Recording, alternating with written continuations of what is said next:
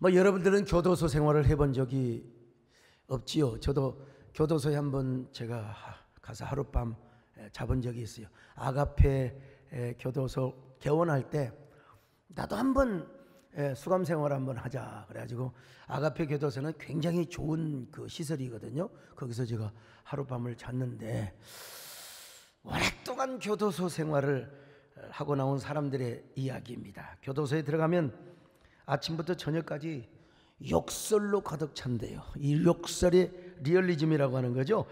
그곳에서의 욕설은 실제로 욕이 되기도 하고 반가워서 또 욕을 하기도 한답니다. 그렇게 욕설이 이제 그 일상화되면요, 자기 혐오에 빠져. 자기 혐오. 그리고 그 자기 혐오는 남을 향한 증오로 발전을 한다고 합니다.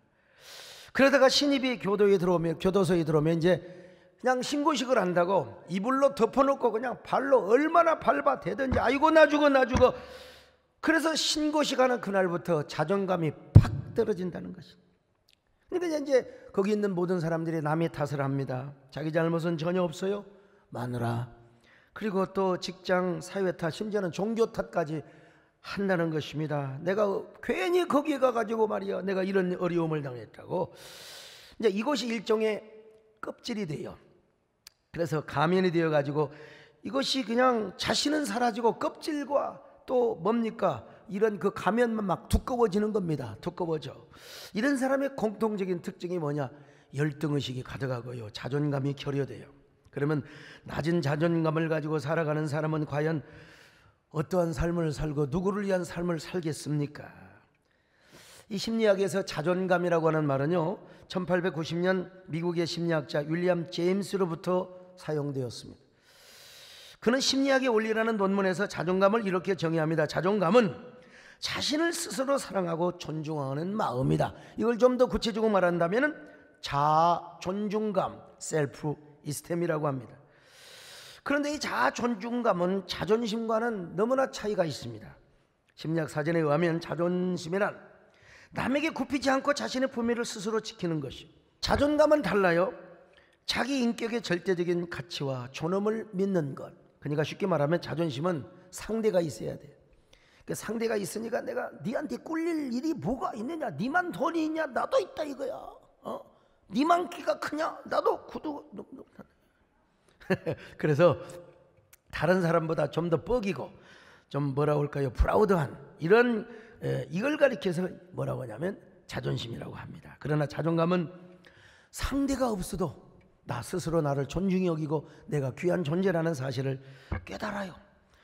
내 긍정적인 모습, 나의 부정적인 모습, 나의 음미양을 그냥 수용하는 겁니다. 자신의 모습을 그대로 존중해 주면서 자신을 아끼고 사랑해. 그러니까 자존감이 넘치는 사람은 뭐 상대가 없어요. 괜찮아. 남이 있어도 상관없어. 그런 의미에서 심리학자 토니 험플리스는 자존감의 심리학이라는 책에서 이렇게 말합니다. 당신은 누구를 위한 인생을 살고 있습니까? 진정으로 당신다운 삶을 살고 있습니까? 그에 의하면 진정으로 나의 삶을 사람들이 살지 못하니까 자존감도 약하고 열등의식이 가득하며 무가치하고 그냥 행복을 잃어버린다는 것이죠. 인간은 처음부터 그렇게 하지는 않았습니다. 우리 모두가 어렸을 때 얼마나 활기찼습니까? 배가 고프면 울고, 배가 안 고파도 그냥 혼자 둬도 엥 하면서 위에 달린 무슨 뭐 이상한 걸 보면서 그냥 막 혼자 살아요. 자신만의 시간을 즐기고 말이죠. 아이들은 생후 1년 안에는요, 혼자 둬도 잘, 배만 고프면 울지 혼자 둬도 잘 노는 것이요. 근데 어른이 되면 이제 그렇지 않다는 겁니다. 무엇인가 억압이 되어요. 무언가 자신을 막 그냥 눌러댄단 말이에요. 두려움에 쫓기고 긴장하며 살며 성공에만 집착을 합니다. 그러니 다른 사람을 사랑하는 일에는 인색하고 나만 칭찬받고 내가 보호받고 나만 인정받아야 돼요. 이게 교회 와도 그냥 남을 칭찬해주면 이게 그냥 굉장히 기분 나빠. 나를 칭찬해줘야지. 그러니까 이제 지나치게 공격적이고 또 이상 행동을 할 수가 있습니다. 자존감이 약하면 누군가에 끌려 삽니다. 내가 내 인생을 사는 것이 아니라 어떤 힘이, 그건 성령의 힘이 아닙니다. 어떤 힘이 내 마음을 누르고 내 삶을 막 핸들링을 해가요. 그러니까 여러분 행복하게 살 리가 있겠습니까? 그러나 반대로 자존감이 높은 사람은 자기 정체성이 굉장히 강해요. 내가 누구인가를 압니다. 나는 어떤 사람인가? 나의 장단점은 무엇인가? 그걸 인정하면서 아주 행복하게 재미있게 살아가는 거예요. 월터 아이작슨이 쓴 스티브 잡스라는 책이 있어요. 거기 보면 스티브 잡스는 어린 시절부터 버림을 받습니다. 그뿐만 아니라 자신의 손으로 창업을 했던 애플사에서 쫓겨나요. 경영 분쟁에 말려가지고. 여러분 생각해 보세요. 아니 목사가 교회를 개척했는데 장로하고 싸우다가 쫓겨났다고 생각해 보세요. 그 얼마나 열받겠습니까? 근데 쫓겨나서 가만히 생각해 보니까 자신이 제일 잘하는 것 역시 IT를 하는 거예요. 그래서 기죽지 않고 픽사와 넥스트라는 두 가지 회사를 만들었습니다. 그래서 경영을 잘하고 있는데 새롭게 기회가 오더라는 겁니다. 마침 그때 애플사는 10억 달러를 손해를 본 거예요. 경영 적자. 그래서 다시 스티브 잡스에게 와서 우리의 CEO가 돼달라고. 그래서 그 세계적인 기업으로 가꾸게 된 것입니다. 그는 2005년 스탠포드 대학 졸업식 축사에서 이런 연설을 했어요. 그때는 미처 몰랐지만 애플에서 해고된 것이 내 인생의 최고의 일이었습니다.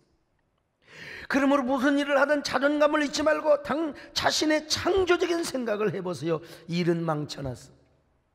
또 뭡니까? 직장에서 쫓겨나서도 사람들에게 미움의 대상이 되었어도 자기 자신의 자존감만큼은 절대로 잃어버리지 마세요. 굳세게 나가세요. 오늘의 그 일이 내일의 자랑스러운 일이 될 것입니다. 뭐 여기 유튜브도 많이 나오고 떠돌아다니고 하는데요. 얼마나 멋진 연설입니까? 우리가 살다 보면 스티브 잡스처럼 참 어이없는 일을 당할 때가 있습니다. 뭐 실직하게 되고요, 갑자기 사업이 어려워지게 되고요, 엄청난 오해를 받고 또 뒤통수를 맞을 때가 있어요. 이럴 때 이제 우리가 뭐냐면 마음이 무너지는 겁니다. 마음이. 옛날에 뭐라고 그랬어요? 뭐 하나 무너지면 다 끝난다고요? 마음 하나 무너지면 다 끝나는 거예요. 마음이 무너지니까 극단적인 결단을 합니다. 또 마음이 무너지면 살긴 살아도 사는 것 같지가 않아요. 내 인생이 아닙니다. 이게 남의 인생, 누군가에 끌려서 사는 것 같아요. 어떤 힘이 내 안에 들어와서 막 나를 막 그렇게 가도록 만든다 이 말이에요. 이 세상의 심리학자들도 높은 자존감과 정체성을 가지고 살라고 말을 하는데, 하물며 우리 하나님의 자녀들이겠습니까? 우리 그리스도인들이겠습니까? 오늘 여러분 이 설교 한 방으로 여러분의 인생 예수 그리스도 안에서 성공적으로 사시기를 축원합니다.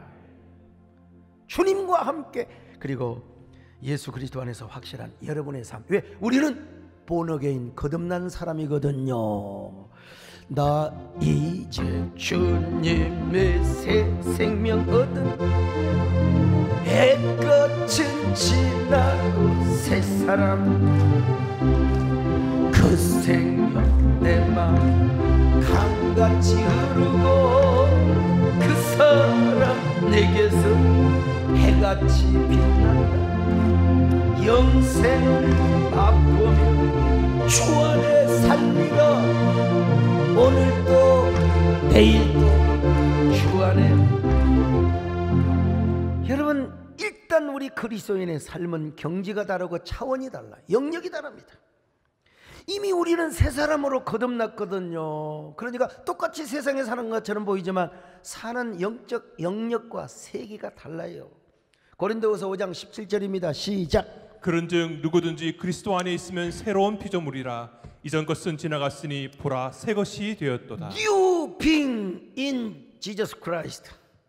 예수 그리스도 안에서 우리는 새로운 존재로 지음을 받았습니다. 어떻게? 물과 성령으로 거듭난 거죠. 요한복음 3장 5절입니다. 시작. 예수께서 대답하시되 진실로 진실로 내게 이르노니 사람이 물과 성령으로 나지 아니하면 하나님의 나라에 들어갈 수 없느니라. 물과 성령으로 우리가 거듭났어. 예수 그리스도 안에서 뿐만 아닙니다. 예수 그리스도가 십자가에 죽으실 때 우리도 함께 못 박혔어요. 옛사람이 죽고 그리고 새 사람이 우리 안에 태어났습니다. 그래서 우리는 본질상 진노의 자녀였는데 이제는 하나님의 자녀가 되었어요. 한마디로 풀로 말하면 잡초 같은 인생을 아름다운 꽃으로 피어나게 만들어 주셨어요.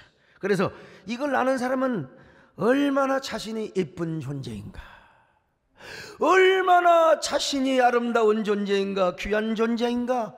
오늘 이 말씀은 제가 죽을 때까지 할 겁니다. 여러분요, 에베소 2장 10절에 보니까 그가 우리를 만드신 바라. 이게 만드신 바가 뭔 말이냐? 포이엠합니다. 이게 걸작품이란 말이요. 이 말에서 포엠, 시라는 말이 나왔어요. 시. 그러니까 하나님이 우리를 위대한 걸작품으로 지어주셨을 뿐만 아니라 우리를 그냥 일반적인 시가 아니라 명시 같은 존재로 지어주셨다는 겁니다. 저는 이 대목을 생각할 때마다 그 김춘수 시인의 꽃이라는 시가 생각이 납니다. 내가 그의 이름을 불러주기 전에는 그는 다만 하나의 몸짓에 지나지 않았다. 내가 그의 이름을 불러주었을 때 그는 나에게로 와서 꽃이 되었다. 중략합니다. 오늘 여러분, 우리 잡초 같은 인생을 꽃으로 만들어주신 우리 하나님. 그럼 여러분, 시는 쓰고 나면 독자들이 해석하는 거예요. 난 그래서 여기에 주님과 여러분의 자신의 이름을 넣어서 한번 공유를 좀 해보고 싶어요. 자, 가로 안에 여러분의 이름을 부르면 되는 거예요. 크게 할 필요도 없어요. 마스크 쓰고 천천히 하세요. 주님이, 다 같이 합니다. 주님이 소강석이의 이름을 불러주기 전에는 소강석이는 다만 하나의 몸짓에 지나지 않았다. 주님이 소강석이의 이름을 불러주었을 때 소강석이는 주님께로 와서 꽃이 되었다. 이거 한 번 하기 너무 아깝잖아요. 자, 자신의 이름을 다시 한번 불러봐요. 자, 시작. 주님이 소강석이의 이름을 불러주기 전에는 소강석이는 다만 하나의 몸짓에 지나지 않았다. 주님이 소강석의 이름을 불러주었을 때 소강석이는 주님께로 와서 꽃이 되었다. 기가 막히는 원더풀. 이창희 시인도 예쁘지 않는 꽃은 없다라는 시를 썼어요. 꽃은 참 예쁘다. 풀꽃도 예쁘다. 이꽃 저꽃 예쁘지 않는 꽃은 없다. 내가 봐도요, 뭐 위대한 문학성이 있는 건 아니에요 사실. 근데 아름다운 시입니다 일단. 근데 내가 이런 식으로 시를 쓰면 결국은 모방에 불과해요. 예술이건 문학이건 시건 창조성, 창조적인 면이 있어야 되는데, 어쨌든 꽃들이 다 예쁘다고 한다면 저는 이 꽃들을 연결을 시켜주었어요. 초연결입니다. 외로운 선율을 찾아서 라고 하는 시집에 나오는 시인데요, 겨울꽃의 소원입니다.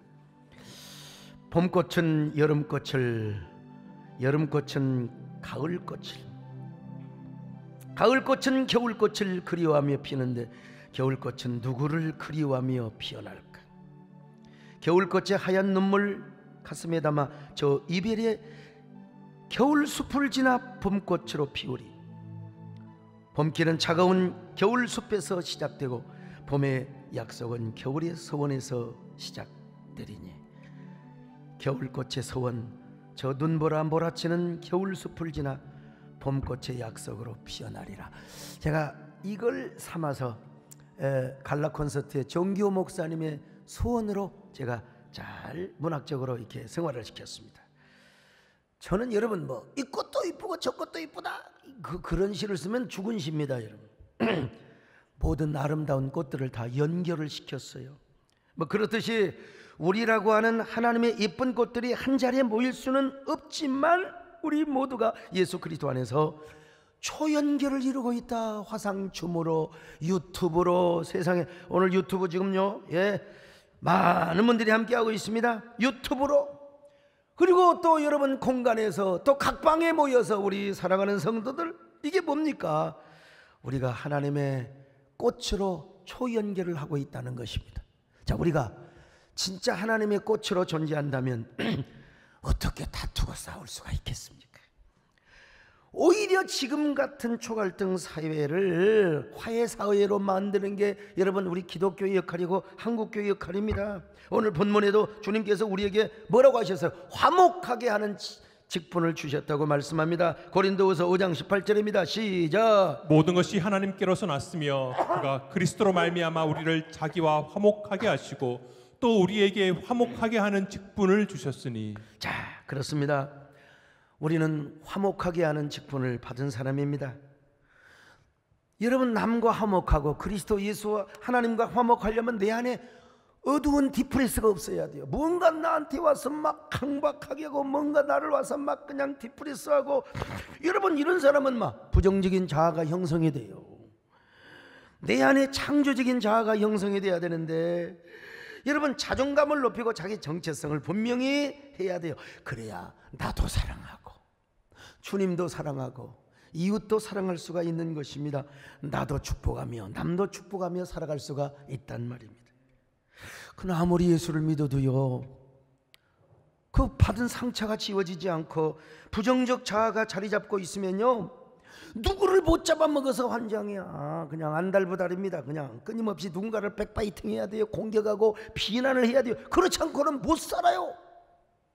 얼마나 여러분 참 불행한 삶입니까? 다 부정적인 자아가 있어서 그런 겁니다.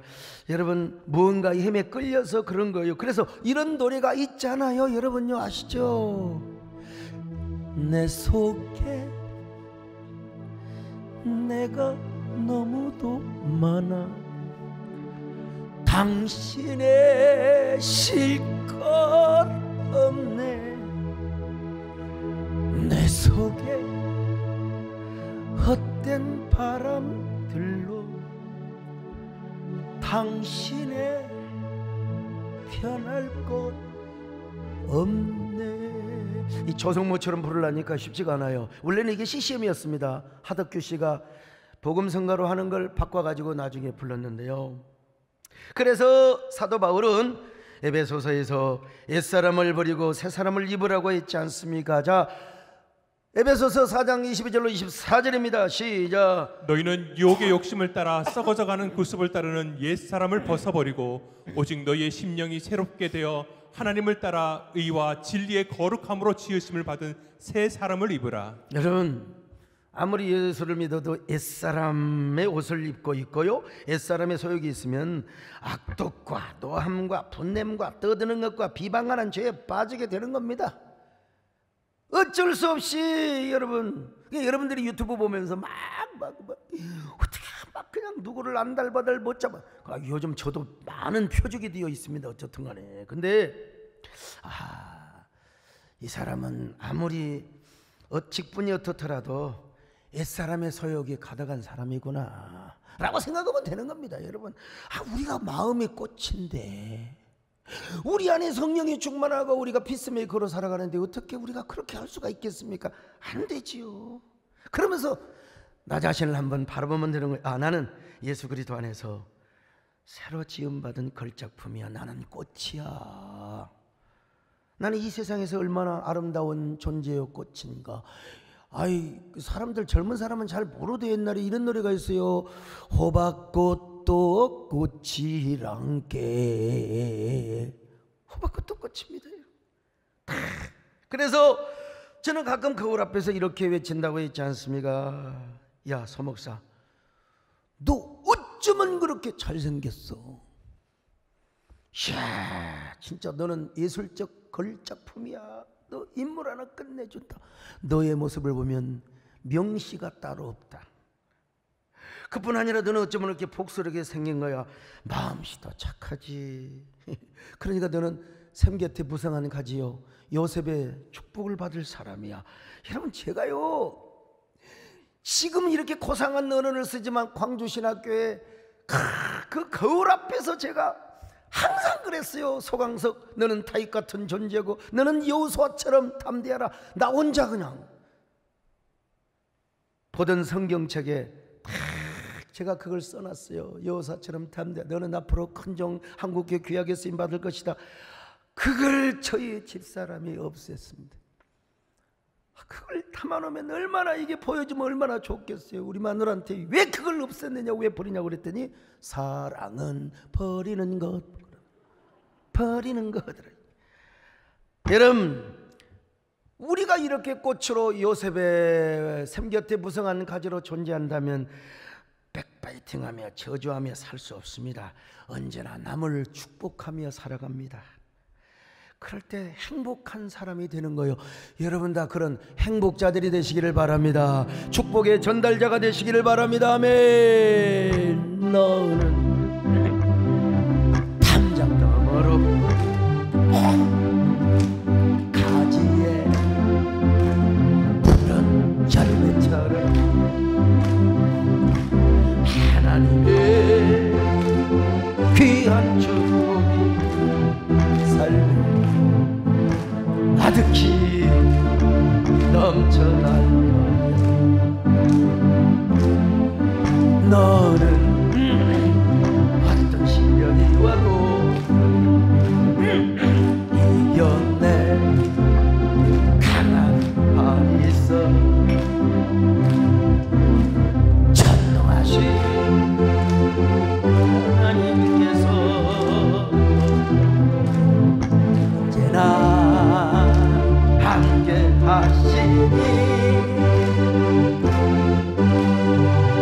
너는 하나님의 사랑, 아름다운 하나님의 사랑. 너는 날 위해 기도하며 내 길을 축복하여 너는 하나님의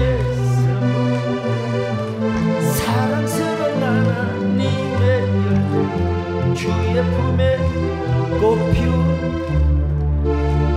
나무가 되어줘. 자, 그런데 우리 그리스도인은 어떻게 하든지 내 삶을 살고 나를 위한 삶을 사는 것 같은데 옛날의 나는 아니에요.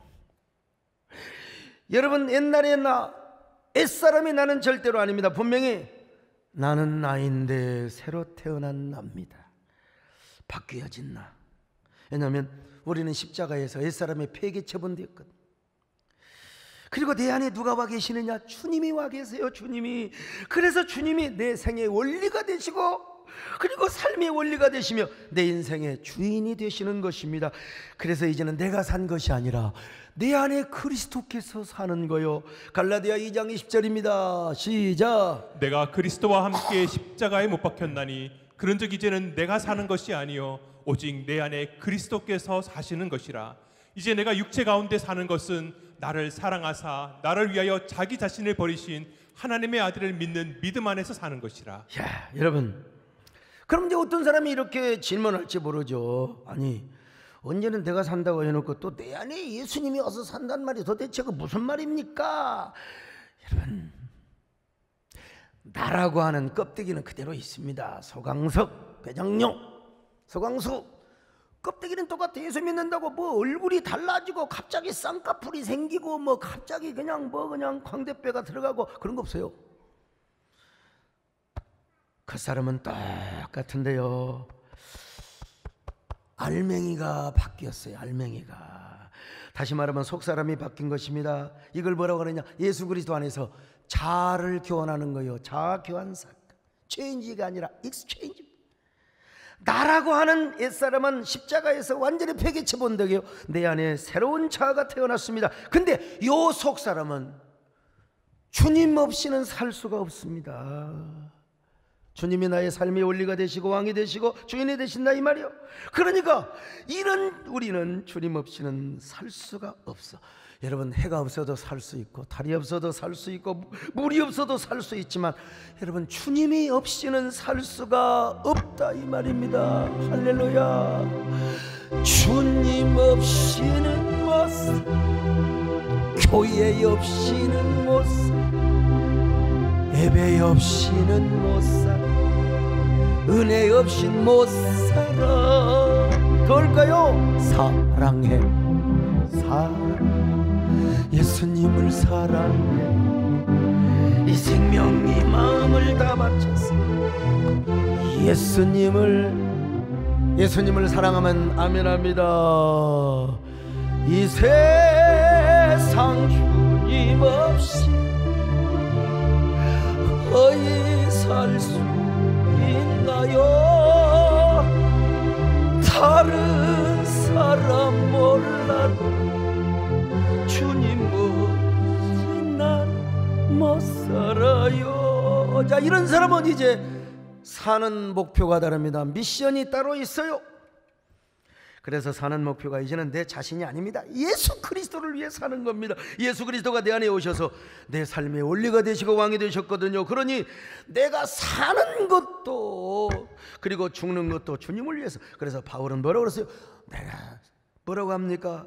사는 것이 그리스도니 죽는 것도 유익함이니라. 죽어도 유익하대. 자, 빌립보서 1장 20절로 21절 봅니다. 시작. 나의 간절한 기대와 소망을 따라 아무 일에든지 부끄러워하지 아니하고 지금도 전과 같이 온전히 담대하여 살든지 죽든지 내 몸에서 그리스도가 존귀하게 되게 하려 하나니 이는 내게 사는 것이 그리스도니 죽는 것도 유익함이라. 네, 십자가에서 우리도 함께 못 박혔거든요.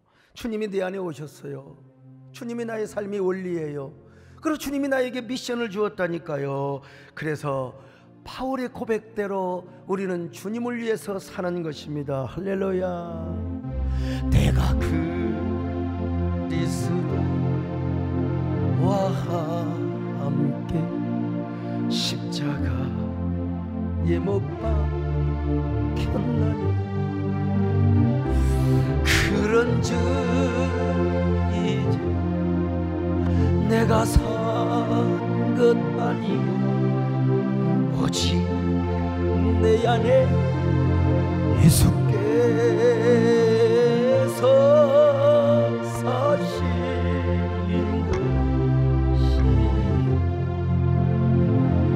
것이 이제 내가 육체 가운데 사는 것을 나를 사랑하사 차기모파 예수 위에 산 것이. 여러분, 강영호 박사님 아시죠? 고인이 되셨습니다. 저희 교회도 여러 번 오셨어요. 진짜 내 이분을 만나서 강 박사님 하나도 안 보입니까? 안 보인대요. 그래도 조금은 안 보이세요? 그래서 그분한테 진짜 시험을 해봤어요. 우리 강단에 섰는데 제가 이렇게 강단에 뭘 하면서 전혀 모르시더라고요. 진짜 전혀 안 보여요. 전혀. 시각장애인. 이 시각장애인 아버지를 둔 아들들은 얼마나 열등감이 있고 얼마나 불편했겠습니까? 아버지하고 놀지도 못하고 꽁차기도 못하고 말이요. 근데 어느 날 아버지가 아들을 불러다 놓고 내가 신기하고 재미있는 동화책을 읽어줄게. 아들아, 불부터 꺼라. 깜깜한 방에서 아들은 눈을 감고 아빠가 재미있는 동화책을 읽어주기 시작합니다. 아버지는 점자 책을 읽기 때문에 불을 끄고도 동화책 한 글자도 틀리지 않게 잘 읽어줬어요. 때로는 점자 성경을 이야기해 줍니다. 시편 23편, 사마리아, 선한 사마리아 이야기. 너는 먹든지 마시든지 살든지 죽든지 하나님의 영광을 위해 일하라. 아이는 그 동화책과 성경 말씀을 들으면서 새근새근 잠이 듭니다. 아들은 거기서부터 힘을 얻어. 그리고 이튿날 학교에 가서 친구들에게 이렇게 자랑을 합니다. 얘들아, 우리 아빠는 밤에 불을 꺼도 책을 읽을 수 있어. 어제 저녁에는 이런 동화책을 읽어주셨어. 그랬더니 친구들이 야 너네 아빠 슈퍼맨이나 봐. 슈퍼맨 맨 아이 초능력을 가졌나 봐. 그래갖고 이제 우쭐해지기 시작했다는 겁니다. 미국 대학은요, SAT 성적만 좋다고 다 좋은 대학 들어가는 게 아닙니다. 에세이를 잘 써야 돼. 에세이. 그는 대학 시험에서 이런 에세이를 썼습니다. 제목은 어둠 속에 아버지가 읽어준 이야기. 제가 일부분만 여러분에게 읽어드리겠습니다. 내 방은 공사장의 축소판이었다. 커다란 렉으로 만든 건축물들과 조그마한 자동차, 그리고 색칠 공부책들 옆에 우뚝 서 있는 커다란 탑들. 분주했던 하루를 마치고 어질러져 있는 장난감들을 피해 침대에 누워 아버지가 이제 자야지, 불을 꺼주시면 나의 하루는 마감이 되는 것이었다. 아버지의 부드러운 음성은 나를 유치원에서 미지의 세계로 이끌어갔고, 그 이야기들 속에서 나는 거북이 토끼와 경주를 하고 성경의 선한 사마리아인들을 만나 자유로이 상상의 날개를 펼칠 수 있었다.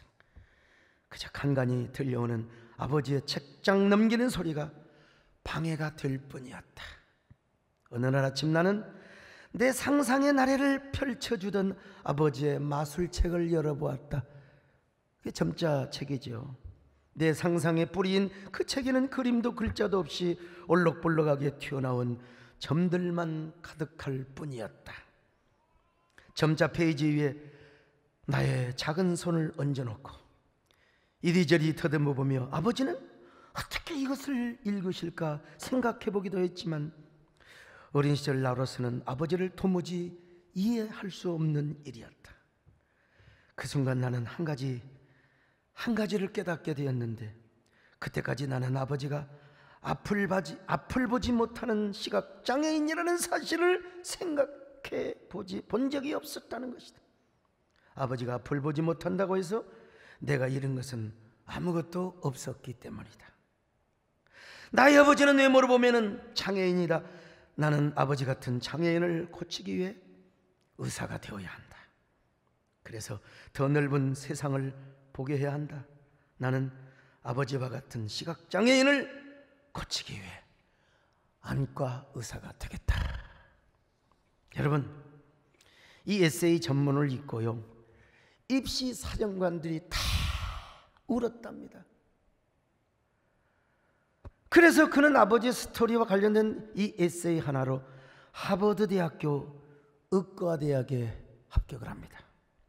그는 아버지로부터 감동을 받고 아버지처럼 시력이 불편한 자들을 초기에 잘 치료할 수 있는 안과 의사가 되겠다.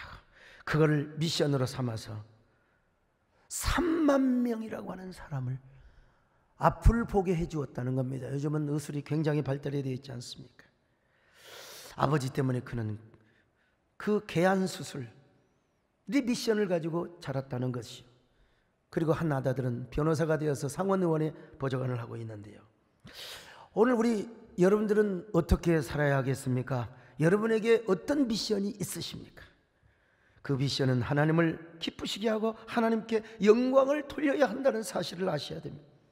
내가 하나님으로부터 받은 모든 사명과 미션, 자, 그러면 생각해 보세요. 하나님은 나를 통하여 무엇을 받고자 하시는가? 내 미션을 통하여 하나님은 어떤 기쁨을 받으시고 하나님은 나를 통하여 어떤 영광을 받기를 원하시는가? 이게 뭐예요? 대소요리문답. 또 뭡니까? 소요리문답 1번의 인생의 목적이 뭐냐? 하나님께 영광을 돌리고 그를 영원히 즐거워하는 것 아닙니까? 자, 그래서 우리는 그 사명을 가지고 살아가야 됩니다. 이렇게 말하면 또 어떤 사람이 이렇게 말할 수 있어요. 나다운 삶을 살고 나를 위한 삶을 산다고 해놓고 또 맨날 주님을 위해서 살라고 하면 또 어떻게 됩니까? 그러나 여러분, 그렇지 않습니다. 중세 유명한 성 버나드는 유명한 수도사였어요. 거의 성자에 가까웠죠. 그는 하나님과 나와의 합일의 단계를 4가지로 설명을 했습니다. 첫째로, 나를 위한 내 사랑. 내가 은혜 받아야 살아. 내가 복을 받아야 살아. 나부터 은혜를 받아야 돼. 이 초보 단계죠. 둘째는 나를 위한 하나님의 사랑입니다. 또 내가 복 받고 싶어서, 내가 은혜 받고 싶어서 하나님을 사랑하는 거야. 근데 셋째는요, 이제 하나님을 위한 하나님의 사랑이죠. 한마디로 이제는 나는 없고 주님만 있습니다. 전적인 자기 헌신과 자기 부정을 함으로써 하나님을 사랑하고 하나님께 영광을 돌리는데, 이 믿음이 있으니까 뭐예요? 순교를 하게 되는 거예요. 순교. 이제는 주님이 나의 모든 생명입니다. 주님이 나의 소망입니다. 주님이 나의 기업입니다. 주님이 나의 모든 보화가 되지요. 주님은 내 생명이요, 고귀한 내 사랑이요, 내 가는 인생길에서 주님은 내 소망이요, 주님은 내 행복이, 나에게 나의 참 사랑이요 그 무엇과도 바꿀 수 없는 주님은 소중한 주님 나 주님 영원히 사랑하리 온 세상 모두가 변한다 해도 주님만 사랑하리라 아무리 험난한 길도 주님과 우리 주님과 영원히 함께 하리라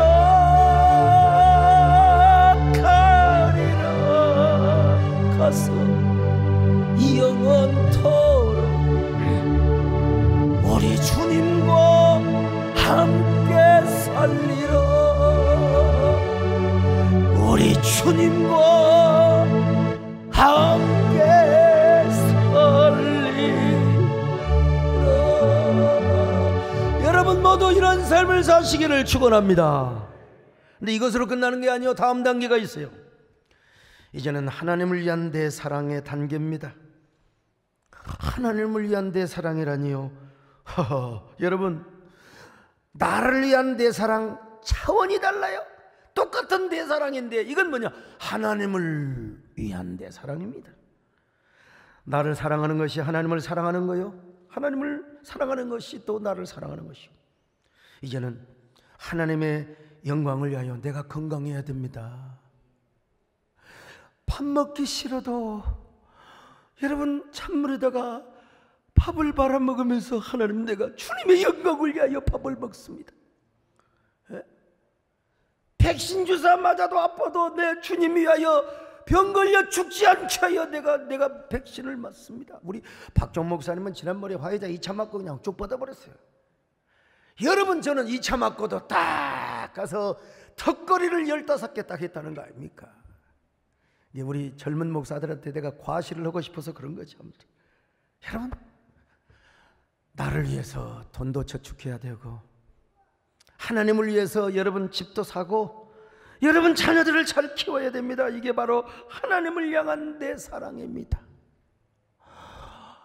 우리 정금성 권사님은 그렇게 뭐 이렇게 막 입맛이 깔깔하고 밥이 보리알 같고 야 음식이 왜 이렇게 싱겁냐 아이고 막 나는 맛만 있어요. 나는 없어서 못 먹어요. 여러분 뭐 추석 때서 선물 많이 갖고 나 없어서 못 먹습니다. 근데 우리 권사님은 제주도를 가시면 잘 드십니다. 바깥으로만 나가면 동해 안으로 가면 잘 드세요. 근데 똑같은 회도 바깥에 나가 드시면 드시는데 교회에서는 그래서 그래요. 권사님 범사에 감사하며 드십시오.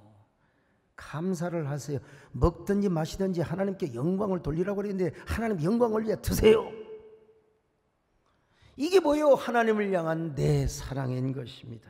참 여러분은 지금 누구를 위한 삶을 살고 있습니까? 누구의 인생을 살고 있습니까? 주님 안에서 진짜 나를 위한 삶, 나다운 인생을 살고 있습니까? 정말로? 나다운 그리스도인다운 그리스도인다. 우리 맞아 김혜령 집사님 KBS에서 여자 인기상을 받을 때 막 눈물을 글썽거리면서 뭐라고 했어요? 하나님께 영광을 돌리고 저를 위해서 기도하신 우리 소목사님을 위해 감사하다고. 이런 사람 여러분 드뭅니다. 근데 그 다음에 또 상을 받아야 되는데 왜 안 받냐 이거야. 받을 때는 소목사라고 하죠. 소강석을 이름을 꼭 대세요. 여러분 주님 안에서 나를 위한 삶, 주님을 사랑하고 그 사랑 안에서 나다운 삶, 나를 존중하며 사는 삶, 이게 창조적인 자상을 가지고 있는 사람이요. 이런 사람이요 주님도 사랑하고 나도 사랑하고 이웃을 사랑해요. 그 이웃의 생명도 존중히 여기며 그리고 주님의 복음을 전합니다. 여러분 내가 만난 예수를 어떻게 안전할 수가 있습니까? 요즘은 대면 전도가 힘드니까 그래서 화상 전도를 하고 미디어 전도를 하는 것 아니겠습니까? 우리 모두 다 언제나 감격하며 행복하게 사시기를 주님의 이름으로 축원합니다. 아멘. 내가 주님 앞에 무엇입니까? 마른 막대기가, 아이고 막대기 같은 사람을 이렇게 사랑해 주셨어요. 내가 주님 앞에 진짜 쓸모없었죠. 쓸모없었던 타다나 3번 생각해보세요. 진짜 우리가 아니, 자 가슴에 손을 얹습니다. 나를 도우소서, 일으키소서, 나와 동행하사 힘 주시고 내 영혼 기쁨을 얻게 하시고 내 영혼 만족해 하옵소서. 여러분 그대로 한번 기도합니다. 하나님, 내가 무엇입니까? 나는 지금 어떤 삶을 살고 있습니까? 누구의 인생을 살고 있습니까? 주님 안에서 창조적인 자아가 형성되어 있고 주님을 위한 나의 인생을 견고하게 살아가고 있습니까? 주님 도와주십시오. 내 안에 있는 쓴뿌리, 내 안에 있는 상처 다 주님 쓰다듬어 주시고 주님의 사랑 안에서 주님을 사랑하고 이웃을 사랑하고 나를 사랑하는 저희들 되게 하옵소서. 묵상하며 기도합니다. 아멘.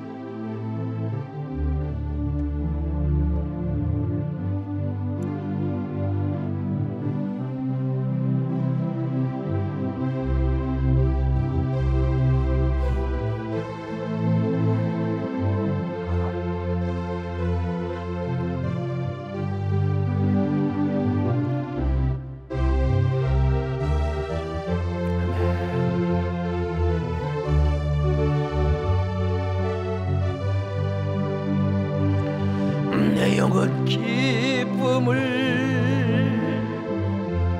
얻게 하시며 내 영혼 만족해 하옵소서.